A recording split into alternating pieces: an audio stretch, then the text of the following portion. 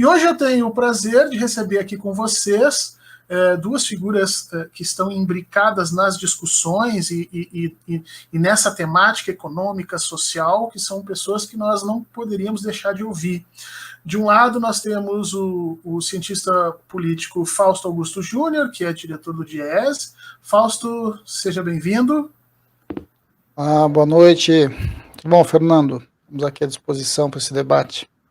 Obrigado. E do outro lado nós temos a figura do professor Sérgio Gabrielli, economista, professor da Federal da Bahia e o presidente da Petrobras mais longevo que nós já tivemos aqui, portanto uma pessoa o que ficou mais tempo no cargo e talvez o que tenha vivenciado todo esse processo de descoberta, manejo do pré-sal, até transformar a Petrobras numa empresa ainda maior do que ela já era, e pode nos dar uma visão exatamente de como isso funcionou naquele momento. Boa noite, professor Sérgio Gabrielli. Boa noite, Fausto. Boa noite, Fernando. Boa noite a todos os ouvintes. Bom dia, boa noite, o que seja, de todo mundo que está nos assistindo. É um prazer enorme estar aqui. É um prazer receber os dois. Muito obrigado pela presença. E aí nós começamos, vocês já conhecem mais ou menos como é que é o nosso roteiro, né? O público está nos assistindo, cada uma dos nossos painelistas vai ter aí de 20 a 25 minutos para se manifestar, colocar as visões deles, as ideias deles que nós queremos ouvir, e a partir daí nós começamos a pescar perguntas que tenham nos deixado no chat, ou perguntas que tenham ficado aqui, e vamos levando esse debate por mais 1h30, mais ou menos, pelo menos até as 9 horas nós vamos ficar certamente. Certo? Então comecem a participar, e aí eu passo a palavra de imediato, vamos ver, pode ser para o professor Gabrielli, não tem problema, Fausto? Pode ser? Então, por gentileza, professor, tenha bondade. Bom, boa noite a todos e todas. Para preparar essa conversa, eu abandonei um pouco a Petrobras e o petróleo. Eu tentei olhar um pouco a situação econômica do país, que passa, ao meu ver, por uma quebra estrutural muito profunda a partir de 2015. Então, eu tentei analisar o que é que provoca essa mudança de padrões de crescimento da economia brasileira pós-2015 e depois eu vou falar um pouco menos tempo, espero, sobre o petróleo e sobre a Petrobras nesse contexto. O primeiro elemento importante é que a economia brasileira vinha já perdendo fôlego desde 2010.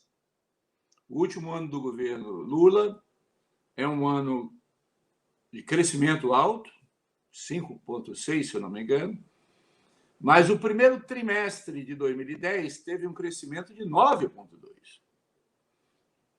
Portanto, nós tivemos, durante o ano de 2010, uma queda do ritmo de crescimento, já em 2010, e num momento em que a economia estava bastante aquecida.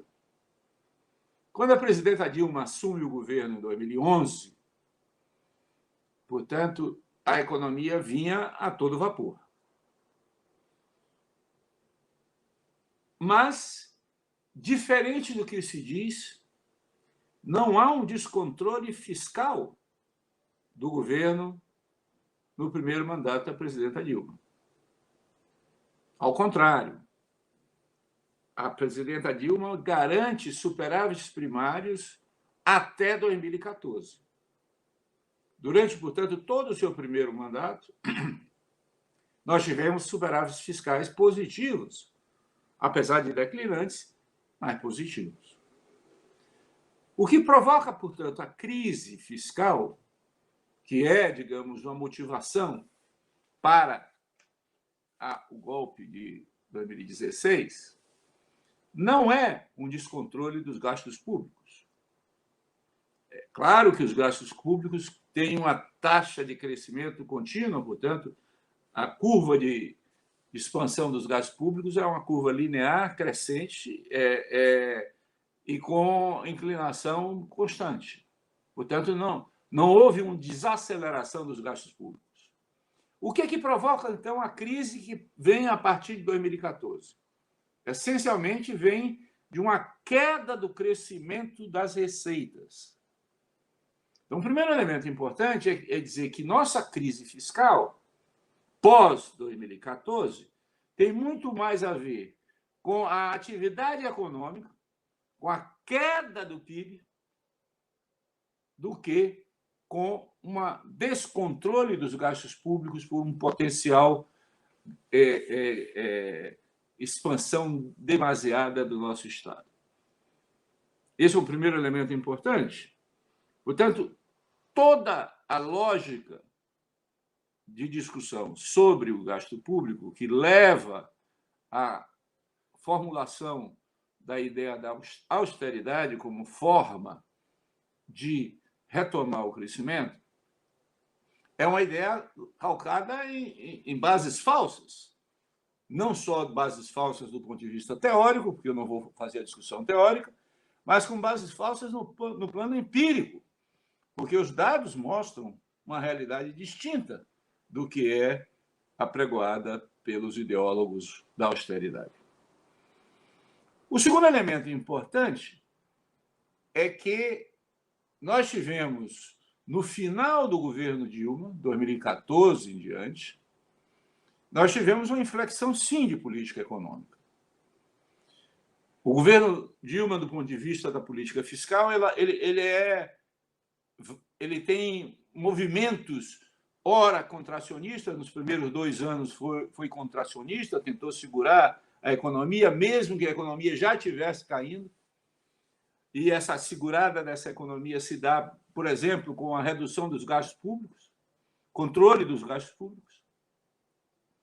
Os dados do PIB trimestrais mostram que o consumo do governo cai em termos de taxa de crescimento a partir do primeiro trimestre de 2011 até o segundo trimestre de 2012, voltando a crescer no terceiro trimestre de 2012, o que significa que, do ponto de vista do gasto público, nós tivemos aí uma contenção nos primeiros 2 anos do governo Dilma, do primeiro governo Dilma.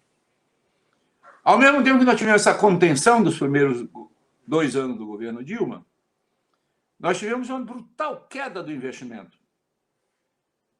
E essa brutal queda do investimento se dá principalmente pela queda do investimento público, que cai de 1,9% do PIB em 2011 para 0,8% do PIB em 2013.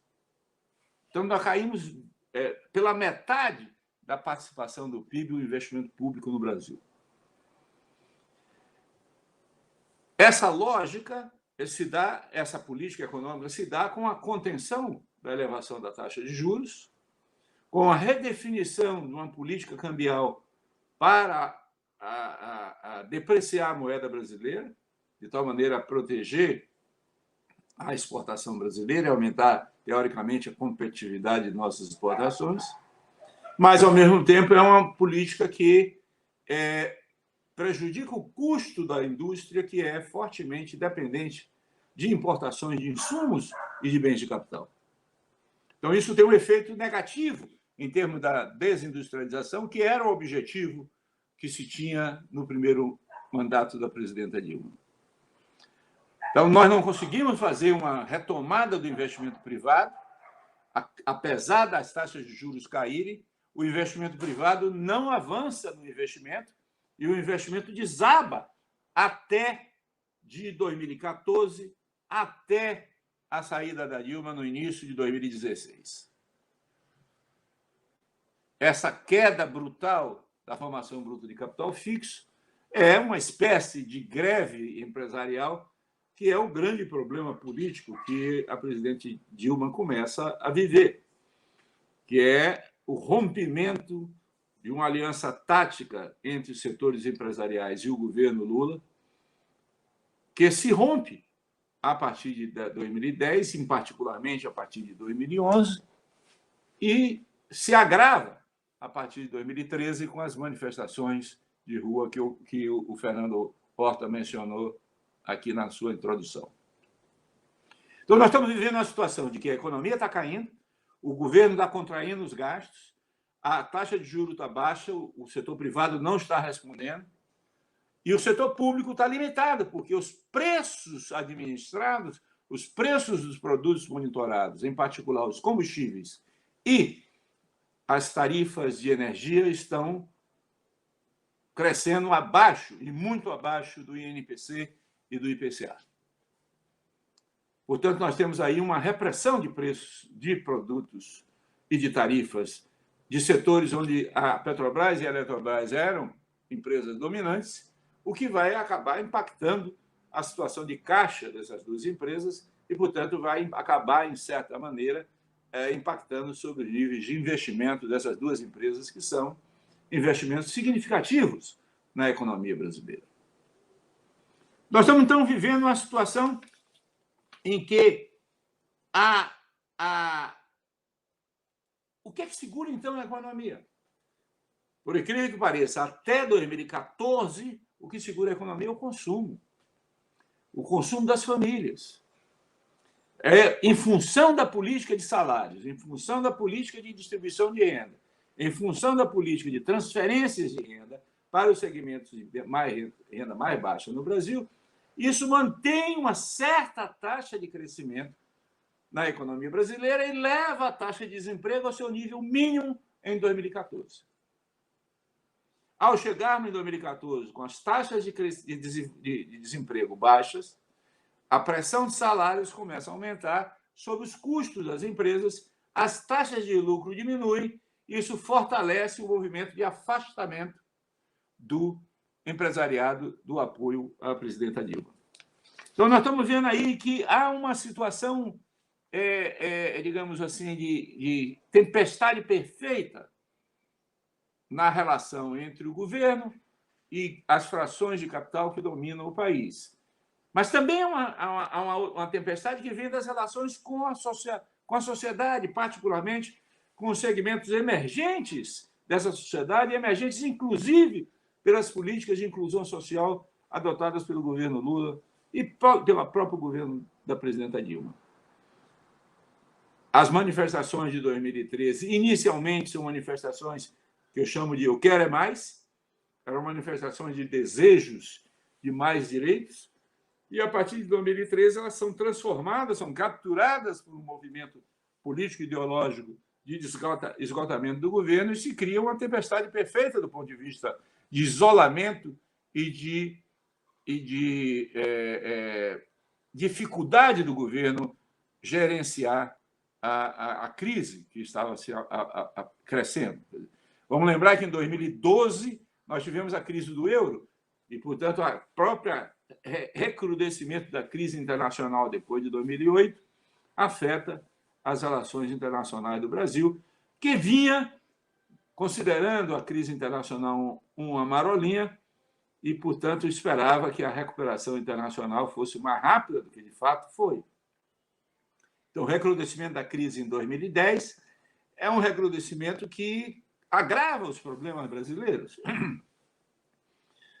Mas o que é que acontece? O país, ao invés de tentar, e aí eu acho que foi correta a atitude do governo Dilma, ao invés de tentar voltar a uma ortodoxia de simplesmente cortar gastos, elevar os juros e viabilizar atender às demandas do setor financeiro, ele tem como ótica principal uma promoção do setor industrial brasileiro. E, para viabilizar isso, ela adota uma série de mecanismos de desoneração fiscal que reduzem ainda mais a receita fiscal e agrava a situação fiscal do país.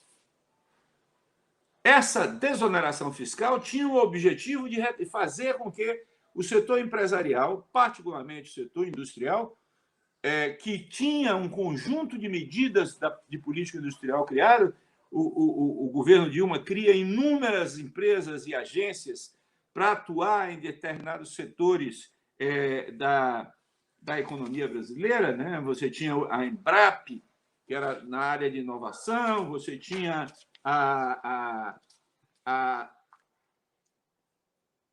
a empresa brasileira de logística para tratar da logística, você recria a Telebrás para tratar da internet, você faz uma gestão, uma empresa de gestão de riscos para dar segurança nas operações de comércio exterior, você cria uma empresa defesa chamada Amazul, que é Amazônia Azul Tecnologia, que era para cuidar do submarino nuclear, das áreas do oceano, você tinha o CEITEC para o desenvolvimento da microeletrônica, você tinha a Infraero Serviços, que era para prover serviços na infraestrutura de aeronáutica, você expande a Valec e você usa o BNDES. Ou seja, o Estado brasileiro está totalmente voltado para desenvolver a indústria brasileira.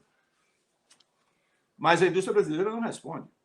Porque a indústria brasileira já estava num processo de transformação muito intenso, que é um processo de financiarização amplo das suas receitas, via aplicações de tesouraria, estava num processo de desmonte da sua capacidade competitiva, se transformando numa representação comercial quase da indústria internacional, nas cadeias internacionais de valor, que acabam desmontando e aprofundando a desindustrialização brasileira.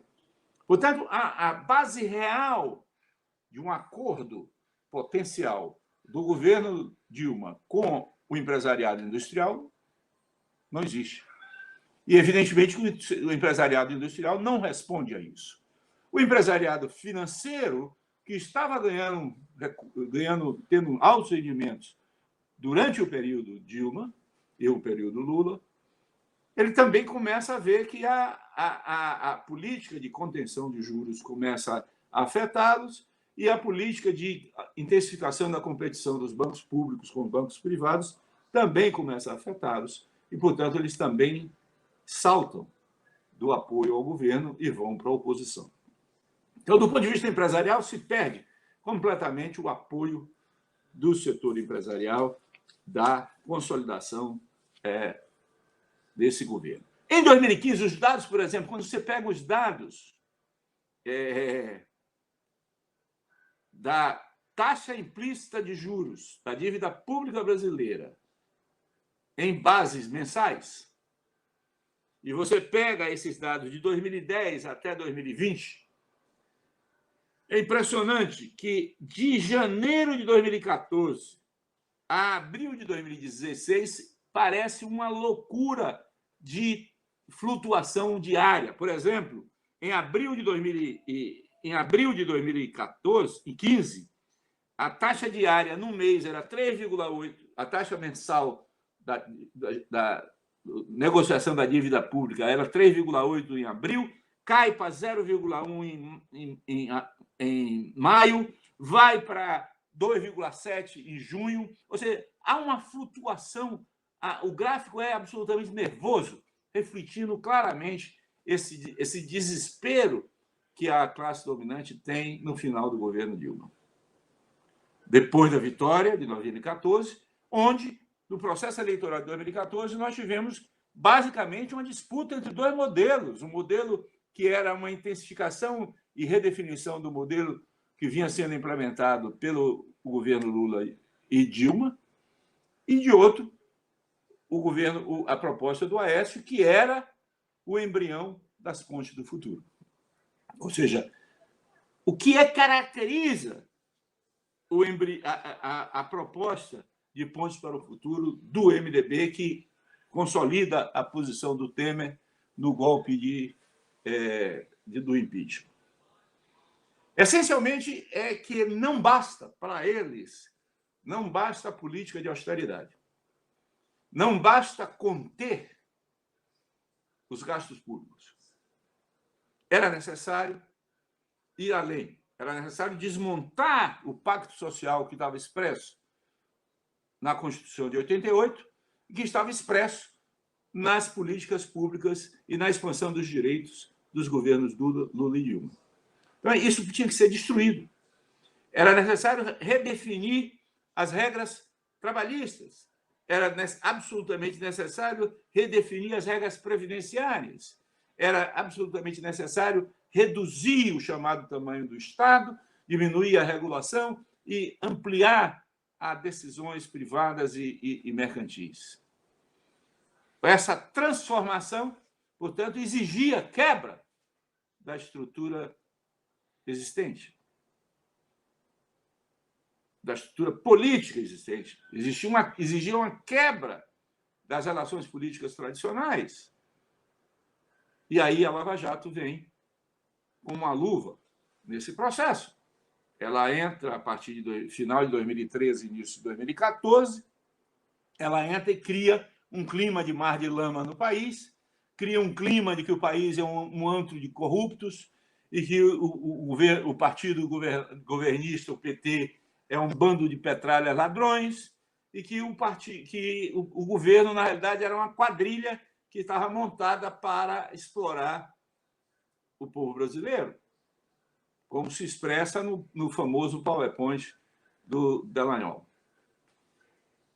É claro que essa ação não se dá somente por razões endógenas de um conjunto de justiceiros bem-intencionados, jovens procuradores que são contra a corrupção. Isso se dá também num contexto de geopolítica importante, de contenção da expansão do Brasil no plano internacional, em particular na geopolítica do petróleo, porque o Brasil, com o pré-sal, tinha descoberto a maior nova reserva de petróleo da história dos últimos 30 anos. E, portanto, tinha entrado no radar das grandes potências internacionais. Então, dentro desse contexto, você tinha uma classe dominante local claramente atrelada aos interesses internacionais, saindo do apoio ao governo. Um governo que estava com dificuldade de se relacionar com a sociedade porque é acusado de corrupção. E um governo que tinha uma base institucional parlamentar, que tinha como comandante da vida parlamentar o Eduardo Cunha, que tinha um conjunto de pautas-bombas que inviabilizavam a ação do governo. Então, esse contexto é um contexto que enfraquece a capacidade de articulação política do governo, que, portanto, passa o ano de 2015 praticamente indo atrás das bombas soltadas sobre ele e, portanto, incapaz de articular uma política econômica minimamente eficiente na intervenção da economia. E é derrubado. Quer dizer, o golpe do impeachment é um golpe de tipo novo, porque é um golpe com participação do STF, é um golpe formalmente legalizado, mas é uma quebra dos padrões da convivência política do país. E isso acontece também, simultaneamente, a um momento em que os preços internacionais dos produtos exportados pelo Brasil desabam.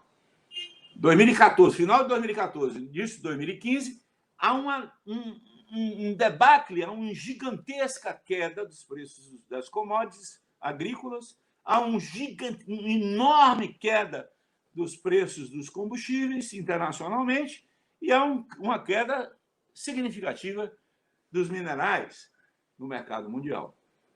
Então, em 2015, você tem um desastre dos preços internacionais, você tem uma taxa de câmbio que explode e você tem uma recuperação da taxa de juros que volta a subir até 2014.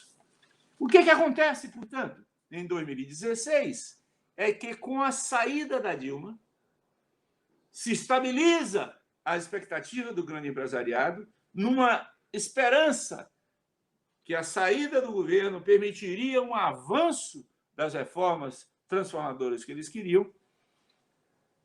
Porém, e isso se reflete, sim, numa melhora dos investimentos, os investimentos voltam a crescer, tornam-se positivos as taxas de crescimento da formação bruta de capital fixo a partir de segunda metade de 2015, da segunda metade de 2016. A balança comercial melhora, porque você teve uma safra agrícola extraordinária, e você não somente tem uma safra agrícola extraordinária, como a China volta a crescer e volta a puxar os preços dos produtos agrícolas. E aí você tem, portanto, uma melhoria nas relações internacionais da situação brasileira. Do ponto de vista doméstico, o gasto do governo se mantém absolutamente inócuo em relação ao PIB. O consumo das famílias vai lá para baixo, porque antes da pandemia você já tinha um aumento do desemprego e queda da renda real das famílias, e, portanto, você tem uma situação de estagnação da atividade econômica no Brasil por um período mais longo que nós já tivemos, talvez, nos últimos anos. Então, de 2015 até hoje, a economia cresce pífios, valores muito próximos de zero. E há grandes mudanças no padrão de ação do Estado nesse período.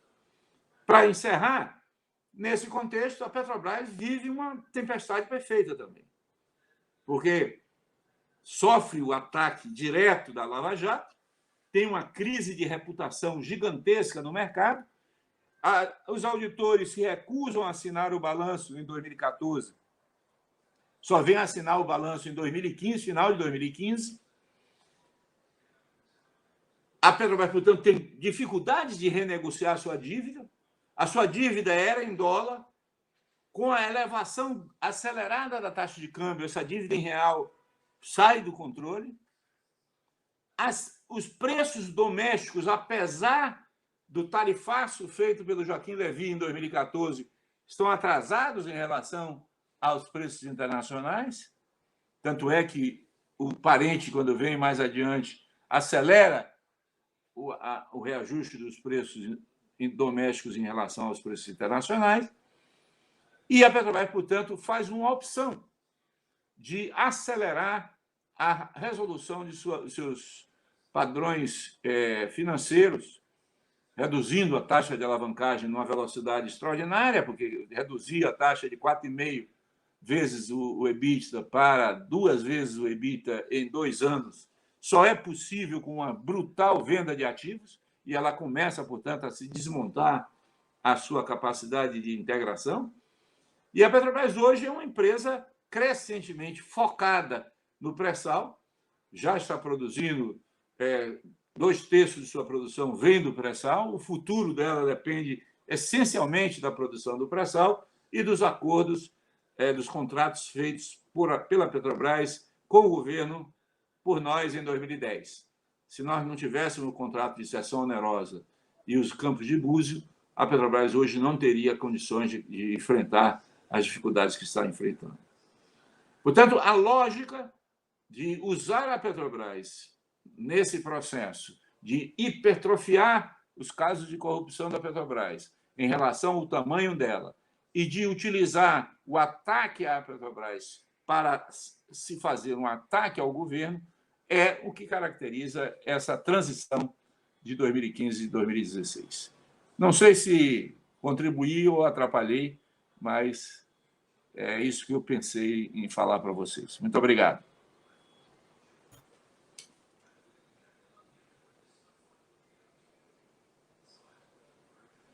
Fernando, você está fechado o seu microfone.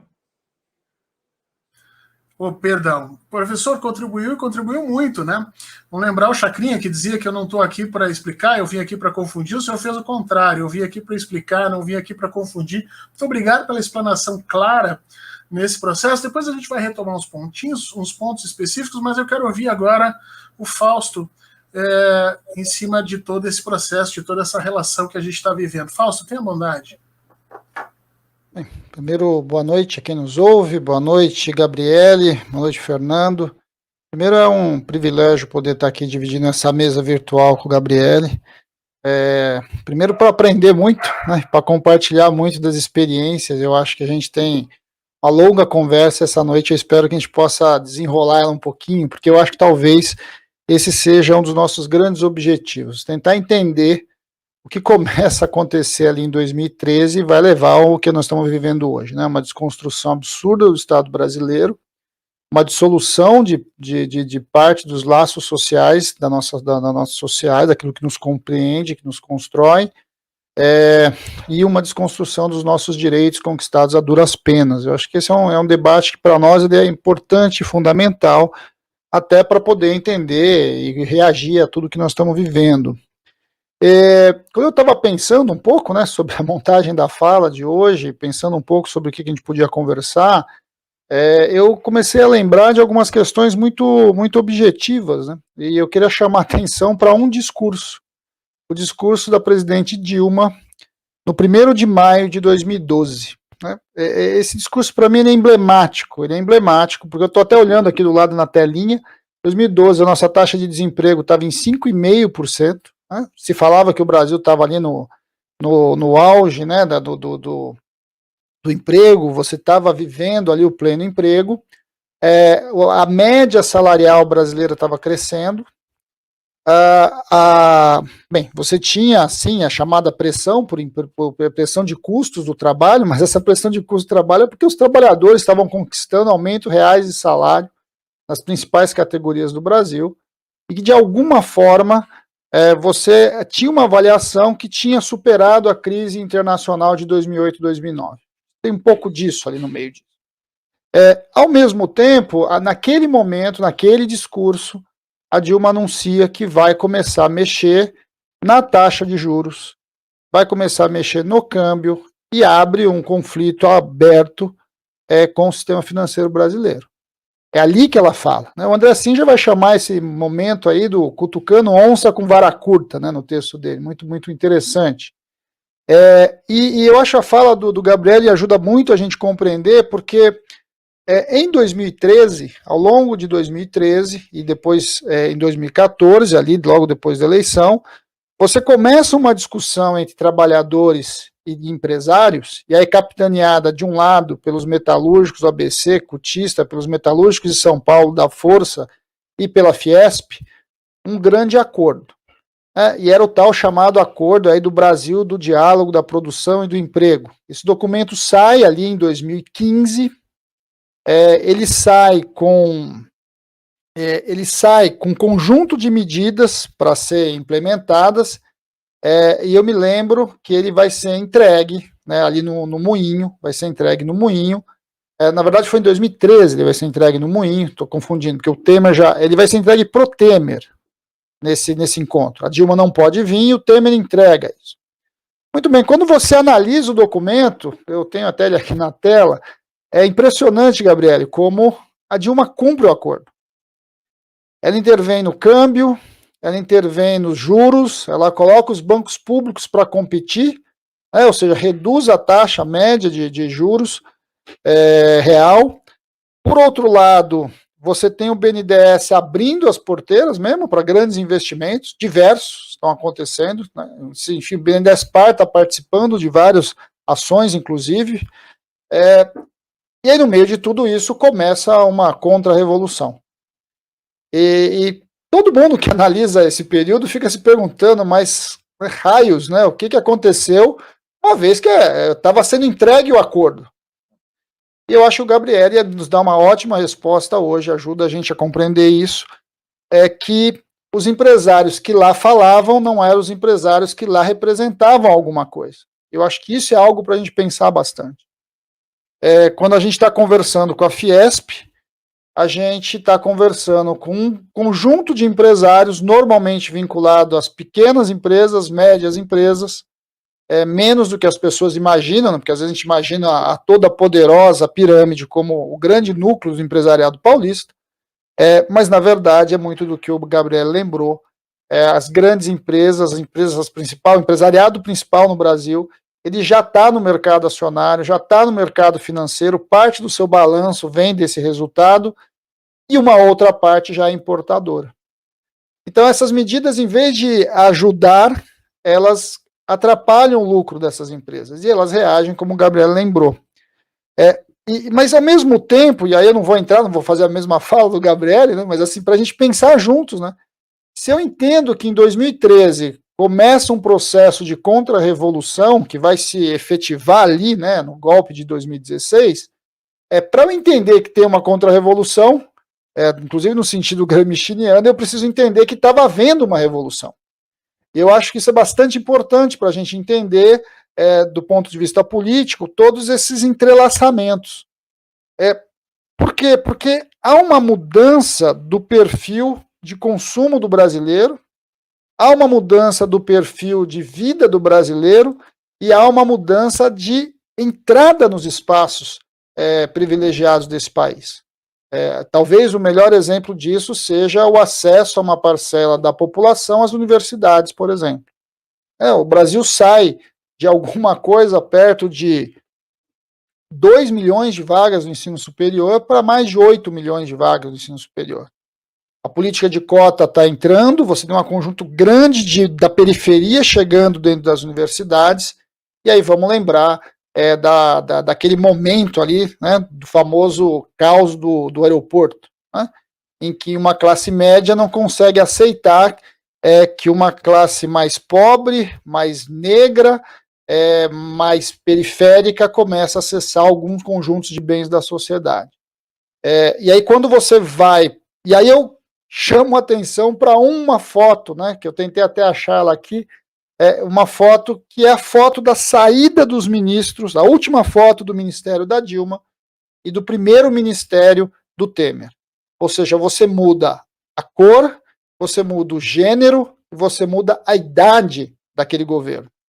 Ou seja, o governo Temer, de alguma forma, é o avanço do homem, a reação do homem branco privilegiado de classe média alta do Brasil. E vai expressar muito do que foram os atos que vão se desencadear, principalmente a partir de 2013. E vamos lembrar que 2013 começa com a tarifa zero, né, a discussão lá dos 13 centavos, mas, na verdade, ele vai se transformando numa grande onda conservadora que vai reivindicar os seus direitos perdidos ao longo do processo. E é muito doido isso, porque não são direitos perdidos, na verdade, são privilégios que são compreendidos como direitos que vão ser reivindicados, porque na sua relação com aquele que passa a acessar, eu passo a ser mais igual.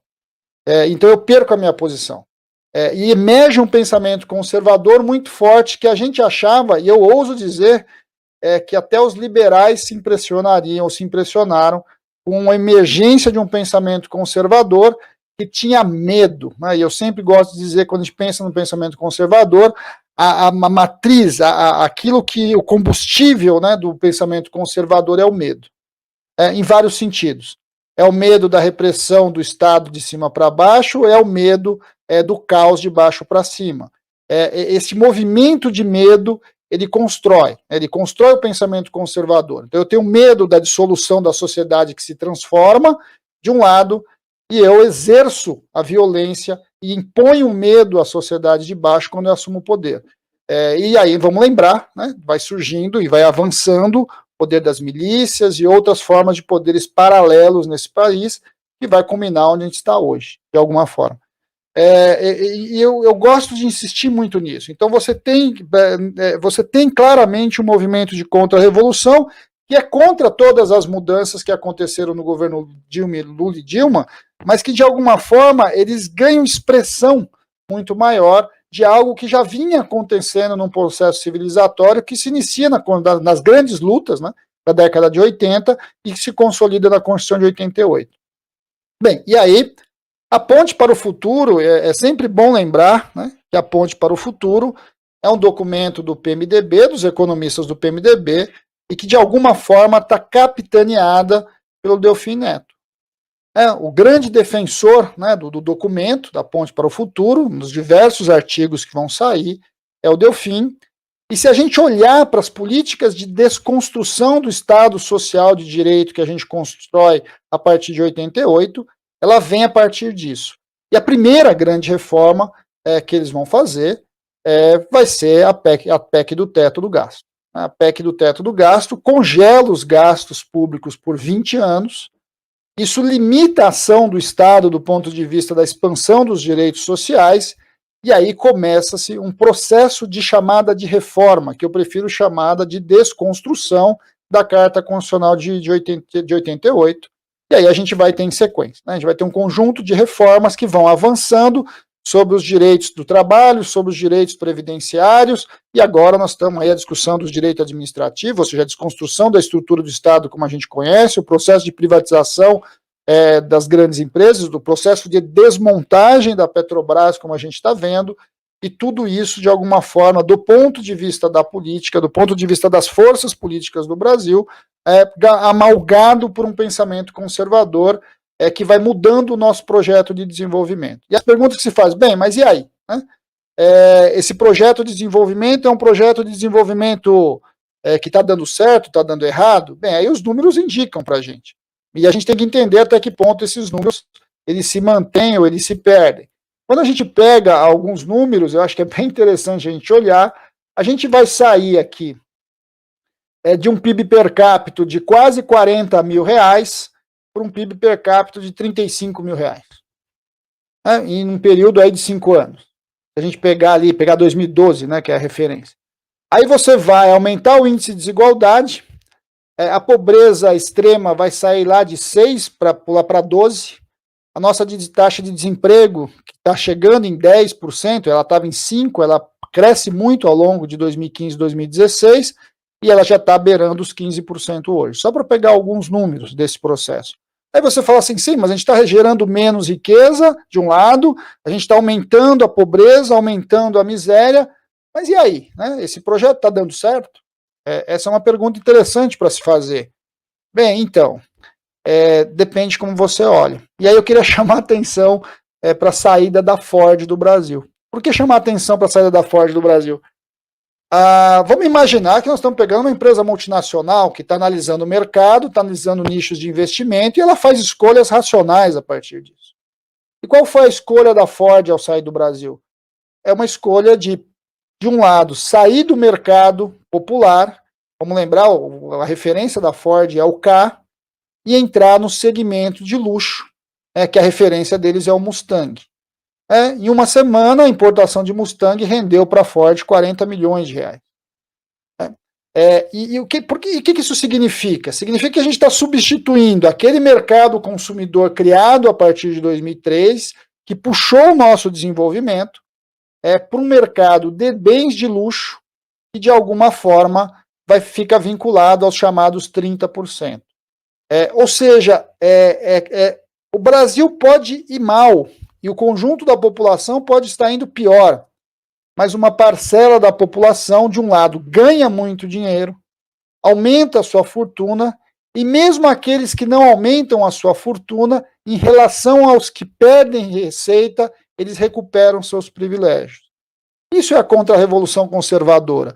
Isso ajuda a gente a entender um pouco como é que tudo isso se coloca para nós hoje enquanto um grande dilema. E aí, lembrando, né, Gabriele, para a gente debater um pouquinho, né, lembrar Celso Furtado. Uma das grandes desgraças do Brasil é que a nossa elite tem um padrão de consumo dos países centrais. Ou seja, ela busca o consumo, a referência de consumo dela vai estar na Europa e depois vai estar nos Estados Unidos. E, de outro lado, a grande parcela da população brasileira sequer consegue o consumo básico da sua subsistência. Essa desigualdade estrutural, ela é recuperada, mas ela ajuda a manter os grandes privilégios e as diferenças de classe, em que em alguns momentos parecem mais até estamentos. Eu acho que isso ajuda a gente a tentar entender essa movimentação que acontece nisso. Bem, e aí a Lava Jato, eu não vou entrar no debate da Lava Jato, né, porque a gente tem um trabalho inteiro sobre isso, mas aí a Lava Jato é a expressão completa disso, de alguma forma. Não basta você simplesmente substituir o projeto, não basta você simplesmente trocar os elementos de poder, você precisa punir aqueles que ousaram alterar o projeto, ousaram mexer na estrutura da sociedade brasileira. E aí você prende a principal referência, é o Lula. A principal referência é presa, da forma como a gente assistiu e a gente acompanhou, e isso é um demonstrativo muito claro de uma elite que olha com muita clareza e diz como exemplo para aqueles que ousam mexer na estrutura social do Brasil, o caminho que vai acontecer. Isso não é uma realidade só brasileira, né? A história das contra-revoluções no mundo normalmente levam, de alguma forma, a esse processo, em que você trava, retroage e pune aqueles que, de alguma forma, avançaram no processo civilizatório. Então, quando a gente vai costurando isso, é uma possível explicação, né? Como a gente disse, a gente está analisando a história depois que a história acontece, mas ainda muito perto daqueles que viveram a história. Nós vivemos essa história, né, Gabriel? A gente viu muitas dessas coisas, a gente estava em muitas dessas reuniões, dessas grandes discussões, e eu estava falando, por exemplo, o Gabriel lembrando da questão da desoneração. A questão da desoneração, para mim, é uma discussão que é meninos eu vi, né? Eu estava na mesa negociando as discussões da desoneração com o Ministério da Fazenda, e às vezes eu acho um tanto quanto injusto a forma como a gente pune, né, ou avalia as desonerações do governo Dilma. Porque, primeiro, tinha uma boa intenção, tinha sim você aumentar o processo de industrialização, mas vamos lembrar, né, eram 8 setores desonerados. O Congresso Nacional, nas pautas bomba, transforma 8 em 55. Bem, isso muda essencialmente o tamanho da desoneração.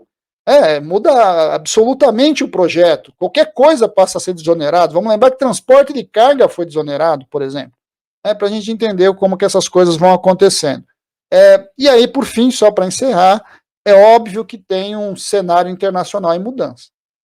E eu quero chamar a atenção de 2 coisas. É óbvio que a expansão da China, repolarização do mundo, né? A gente tem novamente 2 grandes países em disputa, 2 modelos de desenvolvimento e de civilização em disputa, e é óbvio que a gente está no meio desse jogo, não vamos ter ilusões, né? O Brasil historicamente é curral dos Estados Unidos, e não aceitaria a entrada da China como ela estava entrando na América Latina, então alguma reação era esperado ali de um lado, e de outro eu chamo sempre a atenção de uma mudança tecnológica, uma revolução tecnológica que está alterando o nosso conceito de indústria, comércio e serviço, em que a indústria vai perdendo o seu peso em puxar o PIB e os serviços vão ocupando esse espaço, mas não ocupando só do ponto de vista de um país em desenvolvimento ou do país desenvolvido. Não, os limites entre indústria e serviço vão se eliminando, né? Essas coisas vão se juntando.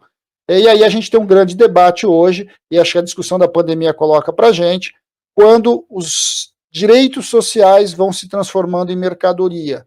E não é uma mercadoria qualquer, é uma mercadoria de alto valor agregado. Vamos pegar só a economia da saúde. O que é a economia da saúde? Então, estamos discutindo isso no meio da pandemia, e o quanto ela passa a ser central para a própria dinâmica do sistema capitalista. Estamos falando de serviços de direitos, estamos falando de saúde, previdência, educação, e assim sucessivamente, e como os grandes grupos internacionais vão adentrando o segmento dos direitos. Aquilo que a sociedade ocidental construiu como direito a partir de 48 e o Brasil a partir de 88, hoje é base importante de sustentação do capitalismo global, né, e da sua reprodução. Bem, tudo isso precisa fazer o quê? Desmonta o sistema de proteção social no Brasil e no mundo, né, e vai para as prateleiras do mercado. E vamos lembrar qual que é a grande fala do Paulo Guedes do ponto de vista de direito social, é o voucher. O voucher é a privatização efetiva dos direitos que a gente conquista. Então, no bojo de tudo isso, a contra-revolução, em resumo, para mim, é um pouco de retorno desses privilégios de um lado e de outro, a transferência dos direitos sociais para o processo de reprodução do sistema capitalista na mão do mercado. Enfim, Fernando, alguns elementos para a gente debater, para a gente pensar juntos, porque eu acho que esse é o nosso objetivo, tentar entender esse momento, para nós fundamental, para poder minimamente construir as saídas da encralacrada que a gente se meteu. Isso, eu vou fazer alguns pontos. Opa, agora melhorou? Agora estão me ouvindo. Obrigado. Eu vou fazer alguns pontos aqui de ligação que são importantes. Primeiro, vocês dialogam diretamente com o que os outros painelistas vêm trazendo, né? O desmonte da Carta de 88 era essencial em todo esse projeto, em toda essa relação de reorganização dessa estrutura capitalista periférica que nós estamos vendo. De alguma forma, vocês dialogam com isso. Eu queria pegar um ponto específico. A Sheila, ela faz uma pergunta interessante aqui. A pergunta dela é assim, fora os banqueiros hoje, quem está ganhando efetivamente com toda essa relação? E eu quero pegar essa pergunta dela para uma discussão um pouquinho maior.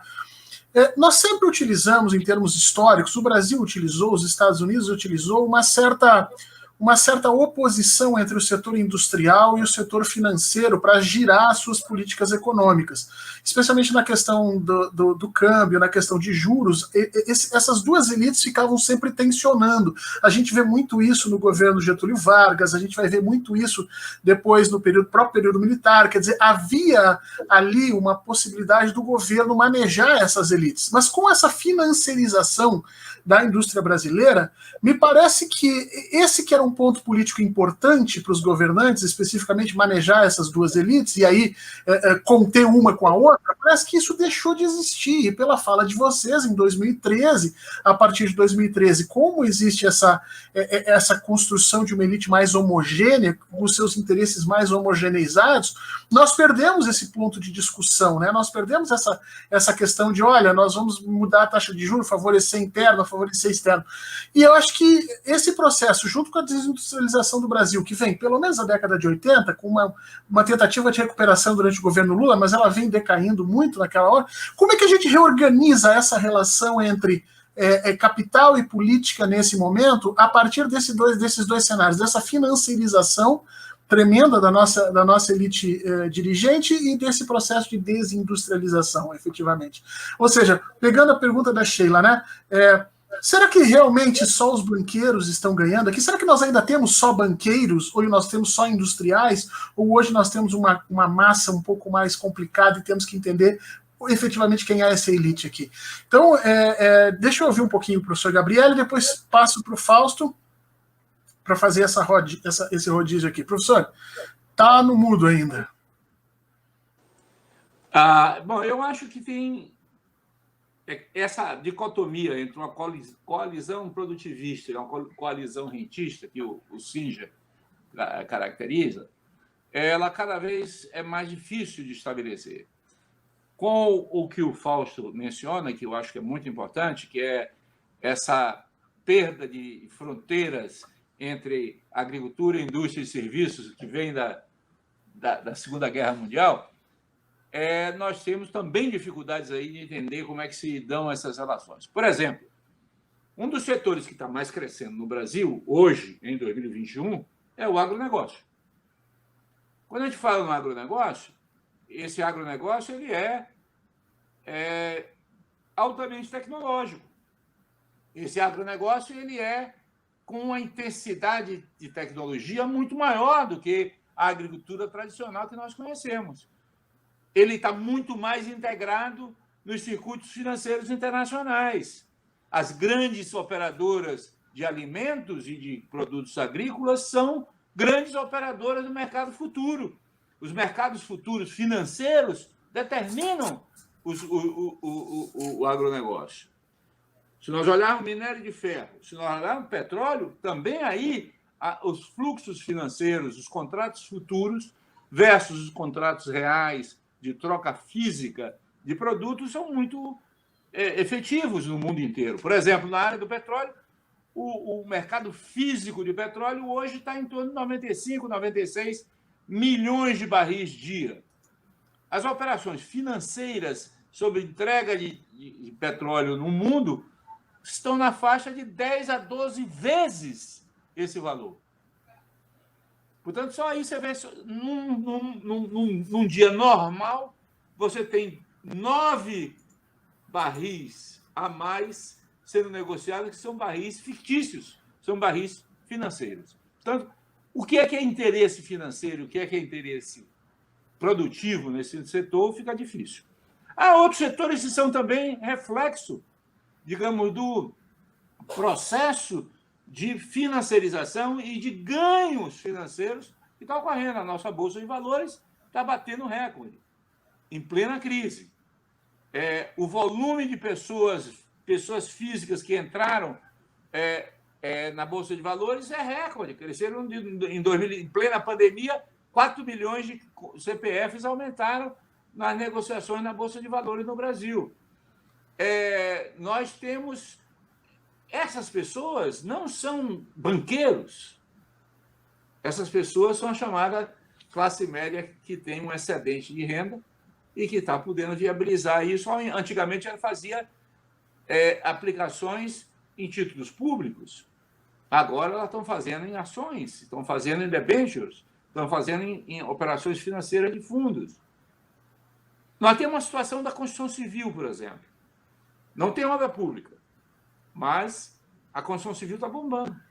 Que construção civil está crescendo? A construção civil de alta renda. O mercado secundário de imóveis está aquecidíssimo. Você então tem aí um processo, aquilo que o Fausto mencionou, né? A troca do Mustang, do K pelo Mustang, é um exemplo do que está acontecendo. O mercado de luxo continua crescendo. Nós estamos vivendo um processo, por exemplo, de alta concentração, fusões e aquisições no setor comercial brasileiro. No grande setor comercial brasileiro. O comércio não só atacadista, como varejista. Nós estamos tendo enormes operações de compra e venda de hospitais e de escolas no Brasil.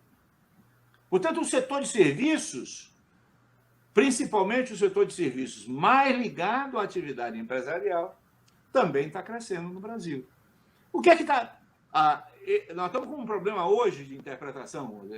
Surpreendentemente, o varejo veio no mês de abril com valores muito bons.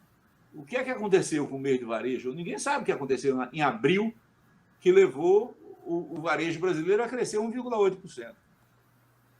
Temos que analisar. Talvez o quê? É o varejo de alta renda que está provocando isso? Nós temos que analisar um pouco essas diferenças. Agora, indo para um plano mais político, menos econômico,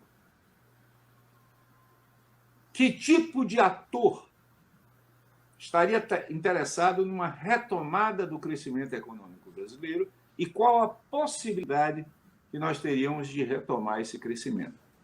Aí eu acho que o André Lara Rezende e várias pessoas estão levantando um tema que eu acho que nós devemos olhar com cuidado. Quer dizer, a indústria tradicional não voltará a ser o que ela era. Portanto, nós temos que pensar numa nova indústria.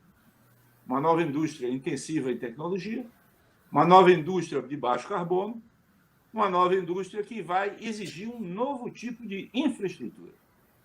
Essa nova indústria, como diz a Mazzucato, ela não prescinde do Estado. E o Estado empreendedor, o Estado que inova, o Estado que transforma, ele é a característica dos dois países hoje.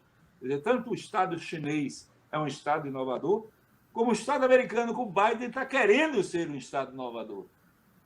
Então, talvez nós tenhamos que pensar um pouco em reverter completamente essa lógica do Estado. O problema é como escolher os setores, como escolher os atores que vão compartilhar essas mudanças tecnológicas importantes e, principalmente, e aí o Diese está aí para ajudar, como absorver os segmentos que serão excluídos do mercado de trabalho. Por exemplo, vou dar um exemplo aqui que geralmente está fora do nosso radar. As pessoas de 45 a 65 anos de idade nunca foram objeto de programa de requalificação. Porque são geralmente consideradas pessoas que estão no auge da PEA, da população economicamente ativa, e são pessoas ocupadas que estão geralmente consolidadas na posição do mercado de trabalho e, portanto, vão, se por mecanismos próprios, sobreviver aos ciclos do mercado de trabalho. Porém, com a pandemia, associada à mudança tecnológica que está acontecendo, várias dessas pessoas vão ficar fora definitivamente do mercado de trabalho. O que fazer? Não dá para botar esse pessoal? Não dá para botar esse pessoal na universidade, como se fosse um jovem. Mas é isso. Eu tive recentemente conversando com alguns sindicatos por conta de alguns processos formativos que a gente está tendo, e eu percebi exatamente isso. Os sindicatos, especialmente comerciários, preocupados com esse grupo da população que estava perdendo seu emprego para as grandes inovações tecnológicas de venda de internet e tudo mais, e eles muito preocupados como é que iam recalibrar isso. Muito obrigado, professor. Eu quero ouvir o Fausto a respeito disso, esse processo todo da relação política e economia e esse pensar, como pensar essas políticas recentes, já que a gente perde cada vez mais essa margem de negociação entre o que era financeiro e o que era industrial. Tá sem som. Então, Fernando, eu trabalho muito já há algum tempo com esse debate de que a gente precisa romper com essa análise setorial pós-Segunda Guerra, e no nosso caso aqui no Brasil, principalmente a partir da CEPAL. Nós precisamos olhar que a forma como o capital se reproduz hoje não tem mais as mesmas características do final do século XIX ou aí da economia fordista, que vai predominar de alguma forma aí até o começo dos anos 90 do século passado. A gente precisa compreender hoje que um produto etéreo, né, um produto virtual, ele gera valor, e gera valor numa velocidade que era impensado para o Marx no século XIX ficar imaginando. Né? Nós estamos falando é muito difícil você pensar o que é um software hoje. O software se eu compro um copo, eu compro um copo, né? Eu comprei um copo, o copo é meu, não tem mais outra coisa. Bem, o software ele tem uma capacidade, não só o software, mas enfim, o produto digital ele tem uma capacidade de reprodutibilidade infinita.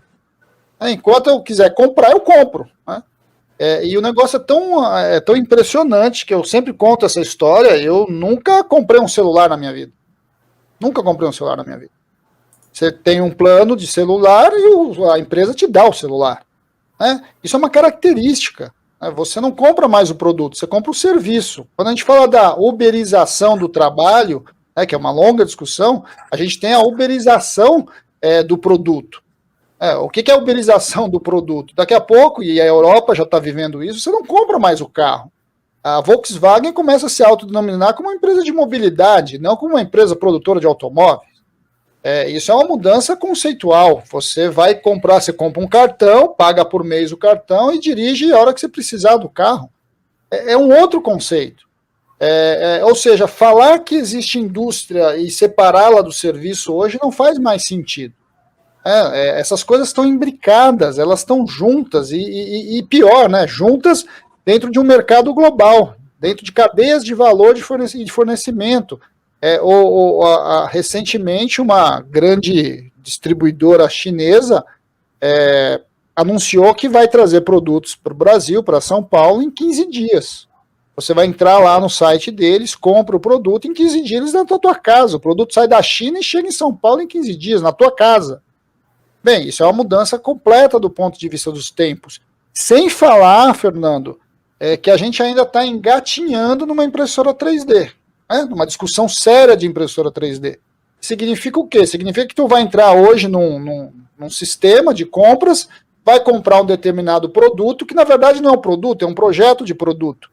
E esse projeto de produto vai ser impresso na loja do lado da sua casa, ou no centro da sua cidade pequena, a partir de uma outra impressora. Isso muda o conceito de produção industrial. Onde isso vai dar? Não temos ideia. Nós estamos trabalhando aqui uma mistura de futurologia com... Mas isso, quando você entra para o mercado de serviços, não é uma coisa, na verdade é transformar o mercado de serviços, que a gente já tem hoje no mundo virtual, para o mundo real, e dar materialidade para isso. Agora, isso que nós estamos fazendo aqui, né, e a quantidade de... Não teremos mais escolas de nível superior, um negócio de nível superior, não a escola, a universidade como a gente conhece, a universidade pública, mas um negócio ensino superior, ele sairá totalmente transformado pós-pandemia. Totalmente transformado pós-pandemia. Isso aqui que nós estamos fazendo era algo impensado de se fazer há 1 ano e meio atrás.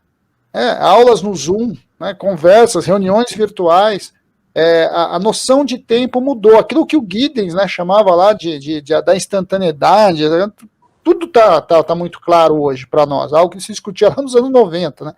Então, assim, isso para a gente, essa questão está se alterando, e vai alterar sensivelmente os nossos padrões de desenvolvimento. Agora, qual que é o drama disso? O drama disso é que, apesar da revolução tecnológica, ela chega e é apropriada nos países de maneira desigual, e dentro dos países na sua estrutura social também apresentada de maneira desigual e apropriada de maneira desigual. Então a gente vai ter uma infinidade de pessoas que são deserdadas desse mundo novo que está surgindo e vão ser jogadas à própria sorte. Jogadas à própria sorte, jogadas à extrema pobreza. E, sinceramente, eu não sou uma das pessoas que acredita que a qualificação profissional vai resolver todos os problemas, porque mudanças paradigmáticas são mudanças geracionais. Você precisa fazer as transições geracionais e você precisa de tempo para fazer as transições geracionais. Algo que talvez a gente não tenha. Né? E isso vai significar o quê? Por isso que o mundo começa a discutir, inclusive, a renda básica de cidadania. Não temos que fazer esse debate. Temos que voltar a discutir redução de jornada. Só que nós estamos ao contrário, nós estamos intensificando jornada. Então, são questões que colocam para nós desafios que estão muito além da nossa percepção de um ano atrás, eu diria. Né? O processo de aceleramento vai impor desafios bastante grandes para a gente. Fausto, obrigado. Vocês têm falado muito aqui, é um ponto comum no discurso de vocês, e também foi um ponto comum no discurso do professor Marcelo Manzano e o professor André Lara Rezende, nessa questão da greve de investimentos, né? Pegando aquele famoso artigo do Kalec, a ideia de que quando você chega num processo de pleno emprego, a pressão força com que as elites desenvolvam formas de controle dessa massa de trabalhadores que vão além só das questões de repressão do Estado, mas também um controle sobre o processo da economia mais duro, mais brusco. O professor Marcelo Manzano defendeu isso, dizendo que, olha, as grandes mudanças que geram ou que fazem com que o governo Dilma sinta muito a questão econômica é uma greve kalekiana, e o professor André Lara Rezende diz que não, que ali essencialmente houve um planejamento errático, ele usou essa palavra, um planejamento errático do processo da economia brasileira naquele momento, que, segundo ele, não havia um projeto coeso de desenvolvimento industrial. Eu quero ouvir de vocês isso. Primeiro, efetivamente, nós podemos imaginar que as nossas elites ainda tenham capacidade de liderar um processo de retomada econômica no Brasil, né? E aí, dialogando um pouco com essa questão da greve de investimentos que nós tivemos lá, ou nós vamos ter que entrar por essa nova senda que vocês estão delineando aqui, que também o Felipe Neto delineou um pouco lá atrás, com o processo de digitalização, com uma nova reconstrução econômica do mundo, e aí, obviamente, os motores geracionais do processo de trabalho e de riqueza não devem mais ser exclusivamente as elites de algum país, mas também precisamos de um Estado inovador, como vocês colocaram, de um Estado que puxe isso para trás. Quer dizer, qual é o papel na recuperação econômica que nós precisamos ter de uma negociação com essas elites que ainda estão hoje no Brasil, e ou nós precisamos exatamente organizar um Estado diferenciado que possa gerar essa questão econômica. Como é que vocês pensam nisso? Professor Gabriele. Olha, eu acho primeiro que o investimento privado, ele, muito raramente na história, ele é o desencadeador de um processo de crescimento. O investimento privado vem depois que as perspectivas de crescimento da economia são consolidadas. A Mazzucato, no livro dela sobre o Estado, ela menciona, por exemplo, que todo o processo de crescimento da internet, todo o processo de crescimento da Google, todo o processo de crescimento da Amazon, todo o processo de crescimento da comunicação digital veio, todos eles, basicamente de uma ação de Estado, do Estado americano, em defesa da expansão da disputa espacial e da disputa militar, o famoso complexo industrial militar, que é quem motivou fortemente esse desenvolvimento transformador à la Schumpeter, que possibilitaram a chamada destruição criativa e possibilitaram a transformação da economia. Portanto, o Estado, a capacidade do Estado inovar é uma possibilidade, não necessariamente todos os Estados são inovadores, e ele tem condições de eficácia muito maior de fazer rupturas tecnológicas do que simplesmente acreditar de que os startups, que os pequenos investidores, que os criativos jovens que estão trabalhando nas garagens vão fazer esse crescimento. Não é o mercado que vai fazer a retomada do crescimento. Portanto, o Estado vai ser fundamental que faça escolhas. E essas escolhas não são fáceis, porque são escolhas, como disse o Fausto, que envolvem elementos transgeracionais. E elementos transgeracionais, essencialmente, sob um grande volume de incertezas. Ninguém sabe exatamente por onde é que as coisas vão. Então, portanto, eu acho que qualquer retomada da economia brasileira precisa redefinir o papel do Estado, que é mais importante do que o papel do setor privado.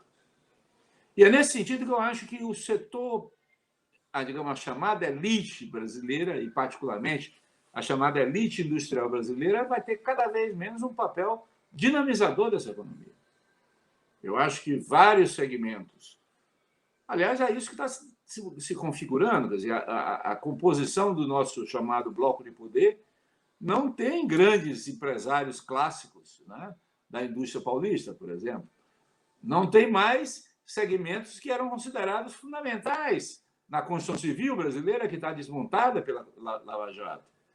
Não tem mais aqueles segmentos que estavam associados às grandes obras brasileiras, como desde 30 nós temos no Brasil. Não é sequer os setores poderosos e tradicionais da aristocracia agrária brasileira. Então, nós temos um novo bloco de poder no Brasil, nesse momento, dirigindo o país. Qual vai ser a mudança que nós vamos fazer?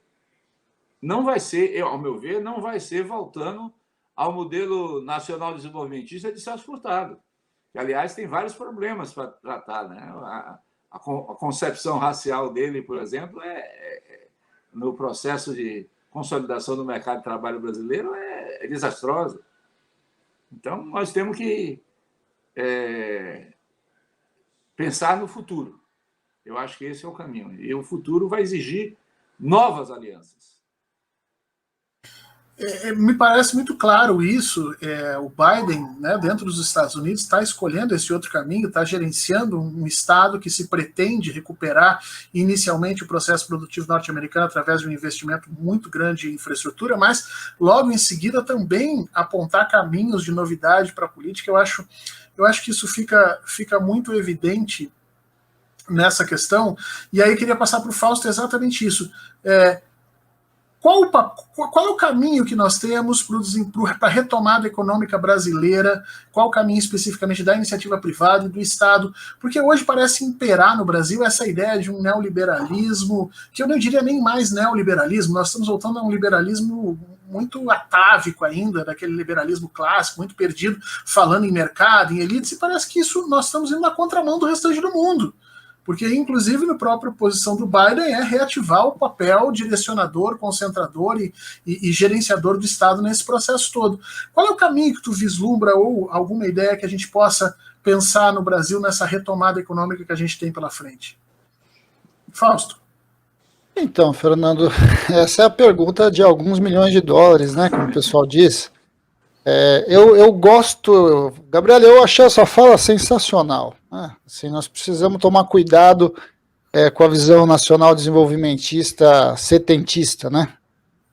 E há uma tendência nossa muito rápida a criar oposições, né? Então há um neoliberalismo dos anos 70 do Pinochet, a gente se contrapõe ao pensamento cepalino dos anos 60, né? Então é uma coisa meio assim que chama bastante atenção às vezes.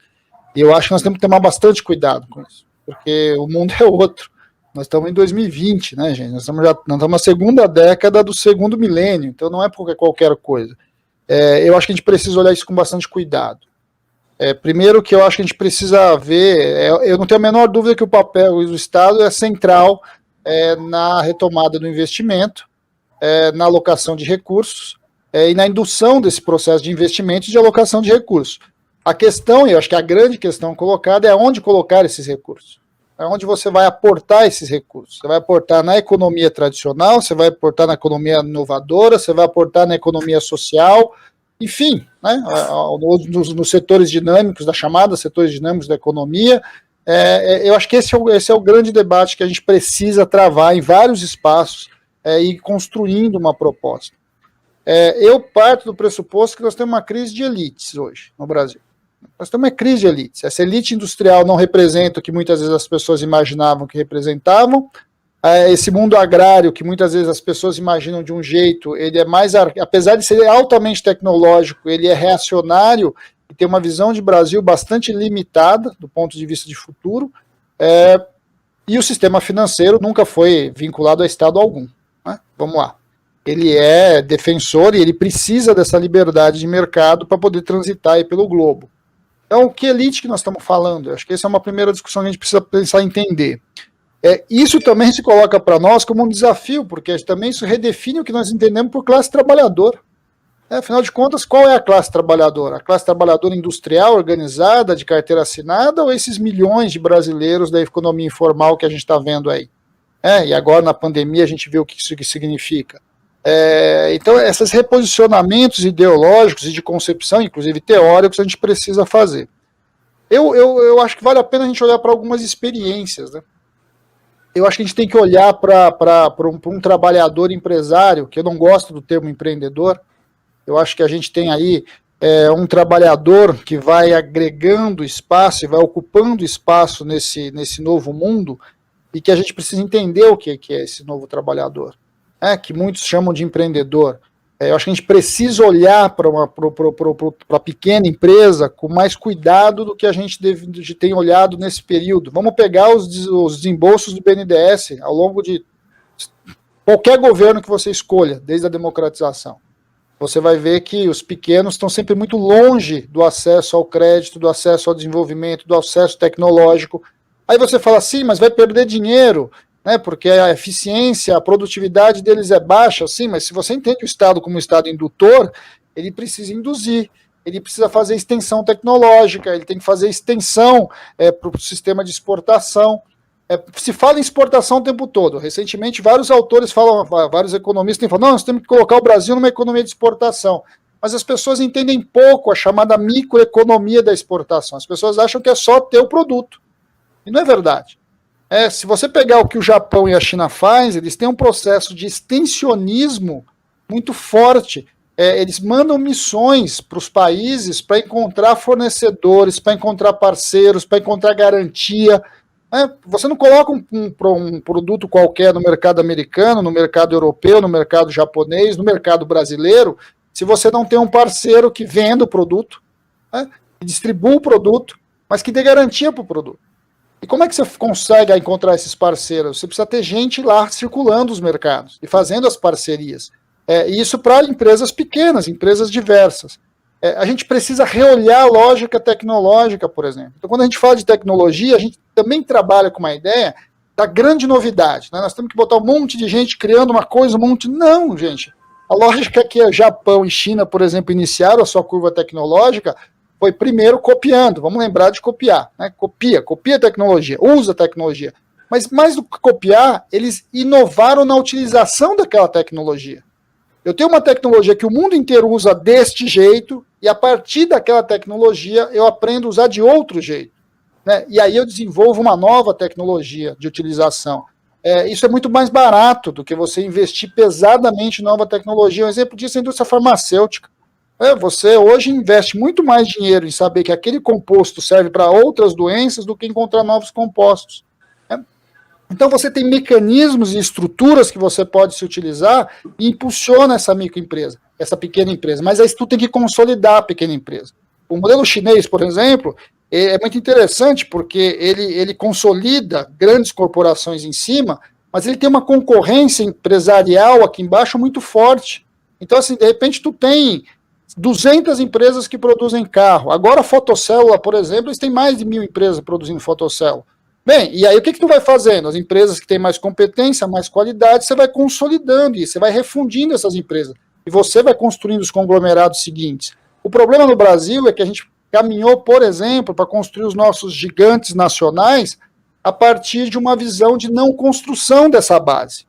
Essa base não foi construída. E se você olhar, a gente simplesmente transferiu, desde a nossa elite escravagista, a gente vai mantendo as classes dominantes e as famílias nos momentos históricos seguintes. Você não vê uma grande emergência de novos empresários, ao contrário, você vê as mesmas famílias. Então você tem possibilidades a partir da pequena empresa de dinamizar outras coisas. Só que essa pequena empresa também é parceira de empresas internacionais, e você pode ajudar nisso. Mas tu tem que ter política para isso. Agora, esta política menor, ela é trabalhosa, ela é difícil de fazer, ela precisa de tempo, né? Ela precisa de projeto de tempo, coisa que historicamente a gente não tem, porque o tempo eleitoral nosso nos impede. 4 anos tu tem que dar resultado. Bem, em 4 anos nós não vamos fazer isso. E aí temos que recosturar, né, reconectar o nosso sistema nacional de inovação. Ele começou a ser desmontado no Temer e agora no Bolsonaro ele explodiu. O desmonte das universidades, o desmonte das estatais, o desmonte das empresas tecnológicas estatais que foram criadas, todas sendo privatizadas ou simplesmente fechadas. E essa é uma pergunta boa, né? Me perguntaram outro dia o que era mais importante, né? A Petrobras, a Eletrobras ou a Ceitec ali que o Gabriel lembrou. Eu falei, gente, se for a Petrobras que só prospecta petróleo, pensando o futuro, a Ceitec tem um papel bastante importante. Porque ela é uma empresa estatal de inovação, mas não é uma empresa estatal de inovação, não que a Petrobras não seja, pelo amor de Deus, daqui a pouco os petroleiros me matam aqui. Não é isso. A Petrobras é quem mais investe em tecnologia, mas se ela largar a mão disso para ficar só pegando petróleo, bem, você precisa de uma empresa de extensão tecnológica, e é a Embrapa nossa, nós já construímos isso na outra área. E você pode ter vários processos desse tipo no Brasil. Agora, tem que ter uma clareza de direção, né? E a clareza de direção é olhar para o futuro, né? E não olhar para o passado. E como se faz isso? Bem, eu acho que, por exemplo, a gente precisa trazer, porque eu fico muito feliz, viu, Fernando, que vocês trouxeram aqui uma galera, e vocês abriram o programa com uma galera bem mais nova, que tem uma outra cabeça do ponto de vista da tecnologia, que ajuda a gente a oxigenar um pouco as nossas visões econômicas tradicionais. E aí eu acho que a gente pode construir uma saída. E eu acho que a gente tem que olhar com mais atenção, sabe? E, por fim, eu acho que a gente tem que olhar para os direitos sociais. Ali tem um nicho de desenvolvimento econômico que a gente parece que não... a gente larga a mão, né? Mas mais importante até do que o desenvolvimento econômico, a gente tem um nicho de desenvolvimento social. O que eu quero? Eu quero que o Brasil seja a 4ª economia do mundo e a 100 e tantas no índice no índice de bem-estar social. Não, o Brasil pode ser a 20ª economia do mundo se você tiver um índice de desenvolvimento humano alto. Agora, como é que equilibra isso? E aí eu termino dizendo, a gente tem que inverter a proposta que está lá, terminando a fala, né, na ponte para o futuro, que é inverter a proposta. Nós não queremos esperar o bolo crescer para desenvolver, nós queremos distribuir equidade social, que isso leva ao crescimento econômico, é o inverso. E eu acho que esse é o desafio que a gente tem que construir para ir para frente. Obrigado, Fausto. Impressionante como as visões de vocês convergem. Isso é muito bom, eu estou muito feliz, porque isso não foi pensado, as pessoas falam, eles acertaram isso. Não, nós não acertamos nada. E vocês tocaram num ponto que eu quero já encerrando, nós já estamos em cima da hora, mas eu quero tocar num ponto importante, que é essa relação do futuro entre sociedade, economia e política, né? O Fausto lembrou de um processo muito interessante que o professor Gabriel também tinha lembrado antes. Durante o governo Temer e especialmente o governo Bolsonaro, nós temos uma concentração de riqueza brutal na mão das antigas e velhas elites, e elas dão para uma classe média, que é uma classe média extremamente conservadora e fascista, eu defendo o termo fascista, mas elas dão para essa classe média não parte da sua riqueza, mas a recuperação dos seus privilégios perdidos. Então é uma troca um pouco desigual. O processo de riqueza continua ficando com as mesmas elites, que não mudam nunca, e você entrega para essa classe média a revista conservadora, agressiva, a recuperação dos privilégios, dos direitos que ela tinha sobre a geografia das cidades, os espaços, os aeroportos e por aí vai. Então isso é uma troca desigual que influencia tanto na política quanto na economia, porque nós temos menos agentes econômicos capazes de induzir efetivamente algum tipo de crescimento ali adiante para ser parceiros de Estado, e nós consolidamos cada vez mais um pensamento conservador dentro dessa classe média que reduz o nosso escopo de negociação política. Como é que a gente vai lidar com o Brasil pós-Bolsonaro? Eu queria ouvir com vocês para terminar isso. Como é que a gente vai lidar com uma classe média extremamente conservadora e empobrecida, né? Empobrecida porque ela está empobrecendo como qualquer outra estrutura, e uma elite que, enfim, tem essa característica de ser extremamente antiga no Brasil, de serem as mesmas famílias que, através das suas relações políticas, se mantêm golpe após golpe, crise após crise, sempre nas estruturas mais altas da nossa sociedade produtiva. Como é que a gente lida com essa oposição no Brasil pós-Bolsonaro? Como é que a gente pensa esses acordos políticos que precisam ser costurados a partir de agora? Mesmo que a gente venha imaginar um Estado indutor, é necessário a gente pensar uma eleição antes. É necessário a gente pensar essa relação, essa matriz, economia que nós estamos vendo em transformação. Como é que vocês pensam isso? Professor Gabriele. Olha, primeiro eu acho que nós temos que caracterizar que no plano institucional, no plano da decisão do Congresso Nacional, quem está dando as regras não é essa elite que você está mencionando. Quem está dando as regras são os grupamentos do chamado Centrão, são os partidos sem programa, são os grupamentos pragmáticos que têm objetivos muito pontuais e que não têm fidelidade com nenhum programa. Então, portanto, nós estamos aí com uma situação em que o Centrão aumentou seu poder e aumentou sua capacidade de barganha no Congresso Nacional. As eleições de 2022 não acho que vão mudar substantivamente esse quadro. Portanto, nós vamos ter aí ainda um Centrão que vai se reflete o quê? Reflete os interesses. As duas principais profissões dos parlamentares nossos são, primeiro, o que eles chamam de empresários. Segundo, são médicos. Terceiro, são professores. Quer dizer, a chamada classe média está no Congresso. Está no Congresso. O grande problema não está no Congresso. O grande problema está na formulação da política econômica que está no Ministério da Fazenda. Ou no Ministério da Economia hoje. O Ministério da Fazenda é que eu sou velho. O Ministério da Economia. Quer dizer, aí sim é que é o espaço de negociação com, digamos, as elites que, de fato, comandam a economia brasileira. E aí eu acho que o Ministério da Fazenda, o Ministério da Economia, depende da Presidência da República. Mas a Presidência da República é dependente do Congresso. Então, esse parlamentarismo, esse presidencialismo de coalizão, que caracteriza a nossa forma de governar, inibe e coloca muita dificuldade para transformações mais profundas, necessárias na nossa sociedade. Então, como romper com isso? Aí eu acho que a discussão é introduzir o mais cedo possível na sociedade a discussão de alguns pontos de transformação que vão exigir perda de privilégios, vão exigir transformações mais profundas da sociedade. Então, será impossível você ter uma retomada do papel do Estado no Brasil sem uma reforma tributária significativa. Será impossível você ter uma situação no país sem redefinir o papel dos partidos políticos. Será impossível você ter um país que vai voltar a crescer sem transformações profundas na lógica da alta cúpula do Poder Judiciário brasileiro. Portanto, são três temas que eu acho que são necessários transformar rapidamente, para o mais rápido possível, quer dizer, na medida do possível, porque tudo isso vai depender de correlação de forças,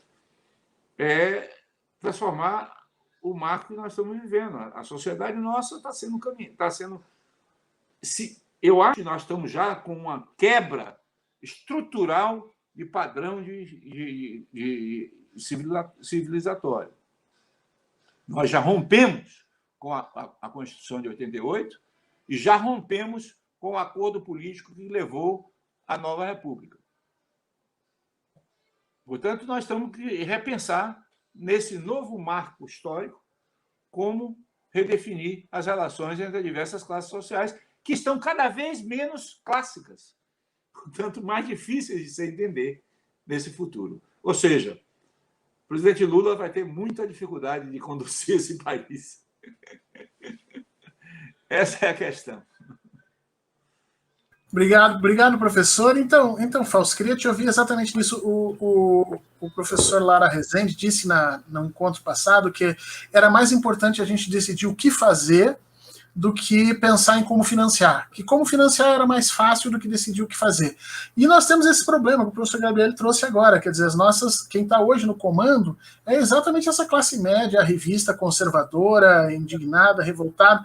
Como renegociar essa questão por induzir um processo econômico, ou seja, como trabalhar com duas coisas tão diferentes, uma classe média conservadora, que hoje se fortalece dentro do centrão, e ao mesmo tempo essas elites que estão extremamente atrasadas e que nós precisamos pensar num estado diferente. Como compor esse jogo político já para 2022? Então, Fernando, você sabe que o pensamento mais poderoso do ponto de vista político no Brasil é o pensamento conservador, na sua história. O pensamento, e a gente sempre gosta muito de falar dos liberais. Na verdade, os liberais são civilizatórios até, dependendo de como você coloca. Os neoliberais é uma outra conversa, mas por que eu estou chamando a atenção disso? Porque se a gente não entender a essência do pensamento conservador, a gente não faz do embate. A gente vai ficar minando e vai ficar girando em torno do gato.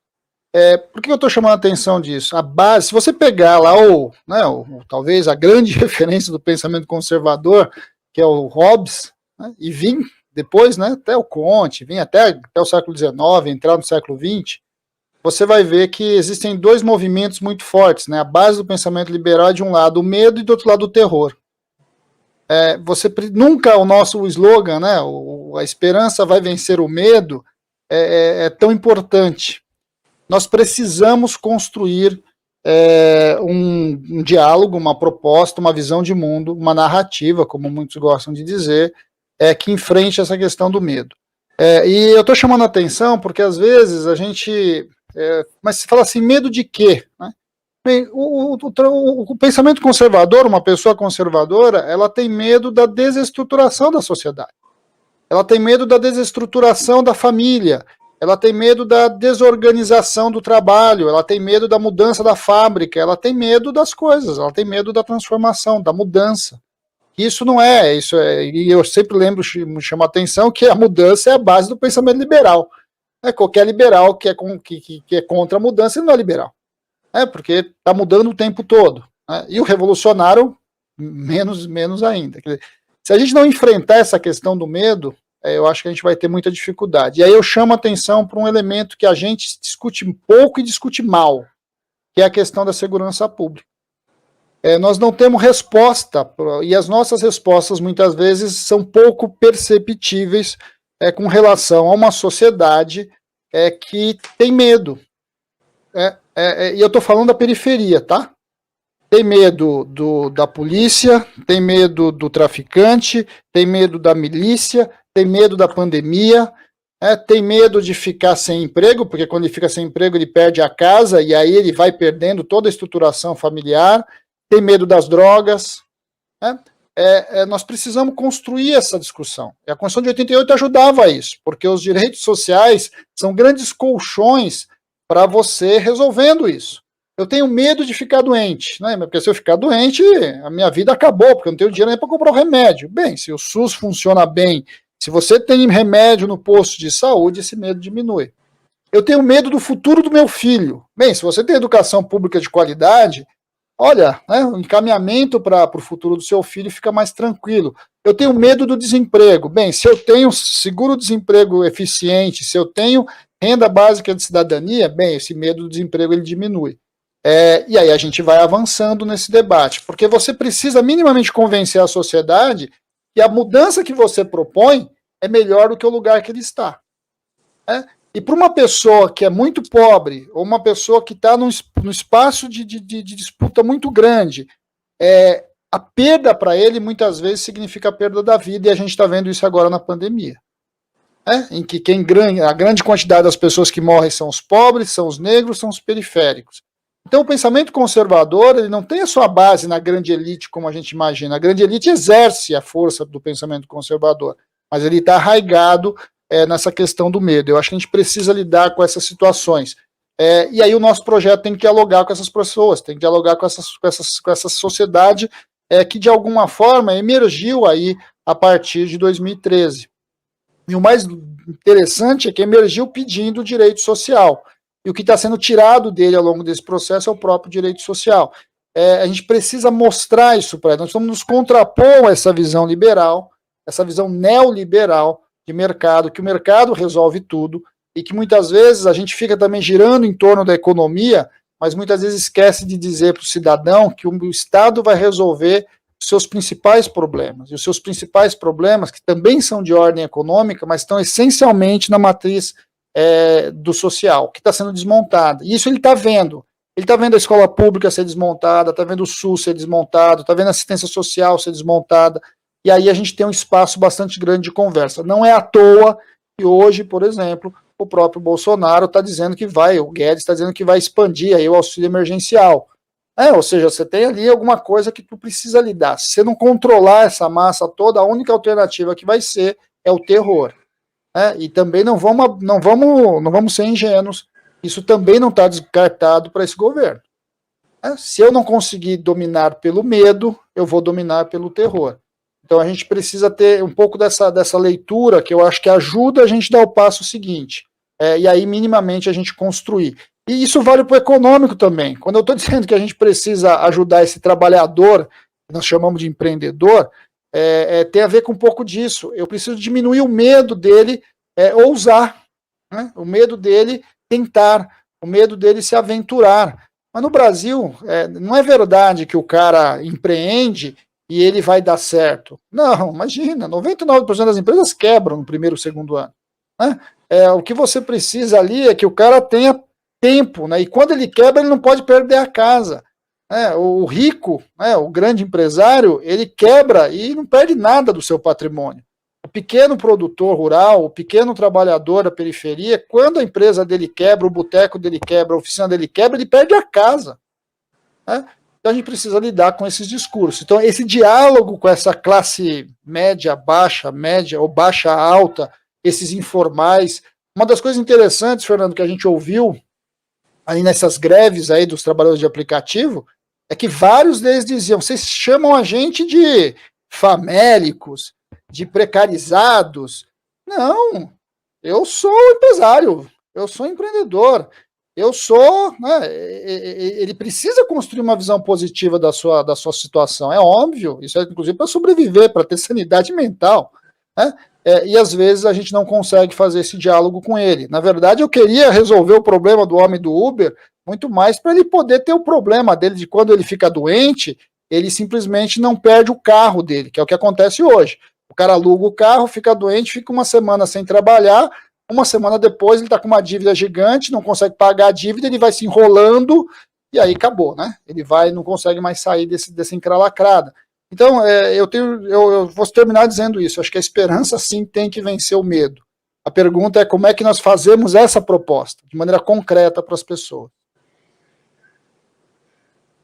Obrigado, Fausto. Eu vou passar um minutinho para a manifestação de cada um de vocês. Vou lembrar aqui, já que a gente entrou nessa questão do medo, o Bernie Sanders, agora, na disputa que ele fez com o Biden, ele criou um slogan que eu achei simplesmente fantástico, Ele dizia que um país se faz quando a minha família se preocupa com a sua família. Então ele pegou o tema do Trump, que era o apreço à família, e gerou esse processo de relação social, de coletividade, de cuidado, e com esse slogan ele foi construindo basicamente essas percepções. Eu acho que isso dialoga muito com essa posição que vocês diagnosticaram muito bem dessa questão do medo, e que influencia aí todas as relações políticas e econômicas para a gente.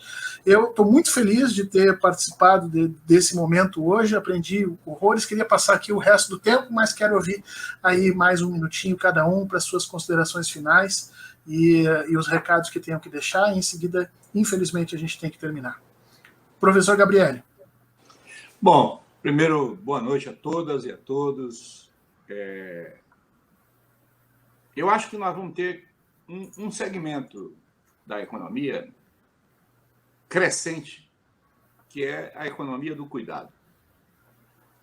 Eu acho que as questões referentes ao cuidado, particularmente porque nós estamos com um segmento crescente de pessoas desalojadas da atividade econômica tradicional, nós vamos ter crescentemente uma necessidade de transferência de renda crescente, e não menor, e nós vamos ter uma situação de inclusão das mulheres, inclusão de periferias e inclusão de pessoas na sociedade. Isso vai exigir mais cuidado. Cuidado com as crianças, cuidado com os mais velhos, cuidado com os mais frágeis, e vai exigir que a economia se prepare para isso. As economistas feministas falam muito do que o trabalho doméstico não pago é fundamental na acumulação capitalista.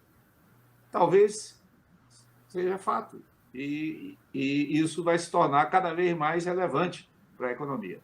Portanto, nós vamos ter que deixar de falar de petróleo, vamos ter que deixar de falar de indústria para falar do creche, de local de moradia de velhos e de cuidado com as pessoas. Obrigado. Obrigado, professor. Fausto, seu recado final. Primeiro, boa noite a todos e a todas. Agradecer muito o debate. Acho que esses debates são oportunidades para a gente discutir o Brasil. E eu acho que o que está faltando muito para a gente, né? Faltando para a gente e para o Brasil, é discutir o Brasil que a gente quer, o Brasil que a gente defende, e se conectar aí com as periferias, se conectar aí com as necessidades que estão colocadas, e elas são emergentes. Acho que nunca foi tão claro para nós a partir do que a gente está vivendo na pandemia. Eu acho que também esse é um espaço para a gente se solidarizar, né? Solidarizar com as quase 500 mil famílias que perderam seus entes queridos num projeto absolutamente sem sentido e irresponsável do atual governo no combate à pandemia, e que foi mostrando muito dessas questões que a gente falou aqui. Às vezes a gente fala de economia, né, e dá a impressão que a economia é uma coisa distante da vida das pessoas, que a economia é uma coisa de economistas de números, mas na verdade a economia está ali ligado à vida real das pessoas, aquilo que ele come, aquilo que ele compra, aquilo que ele veste, aquilo que o transporta, ou seja, aquilo que dá sustentação à sua vida. E o único sentido que tem do desenvolvimento econômico é melhorar a vida das pessoas. Eu acho que a gente tem que pensar sempre com essa relação, porque aí, a partir dela a gente vai poder construir alternativas diferentes. E eu acho que a pandemia nos colocou dilemas que a gente talvez nunca pensou na sociedade brasileira, e ao mesmo tempo respostas que a gente não viu, mas que a gente viu o quanto elas eram importantes, né? Então, o papel do Estado, o papel das famílias, o papel do SUS, o papel da assistência social, algo que às vezes era um tanto quanto etéreo para uma boa parte das pessoas, nunca ficou tão presente. Então, ao mesmo tempo que é uma tragédia para nós, talvez seja uma grande oportunidade para a gente repensar o Brasil que a gente vai construir a partir do ano que vem, né? Eu espero, se Deus quiser, a gente tenha superado essa tragédia que a gente está vivendo. Então, de novo, muito obrigado pela oportunidade de conversar aqui com vocês. Obrigado, Fausto. Obrigado, professor Gabriele. Estou muito feliz de ter participado desse momento. Não sei quanto a vocês, mas eu aprendi muito aqui.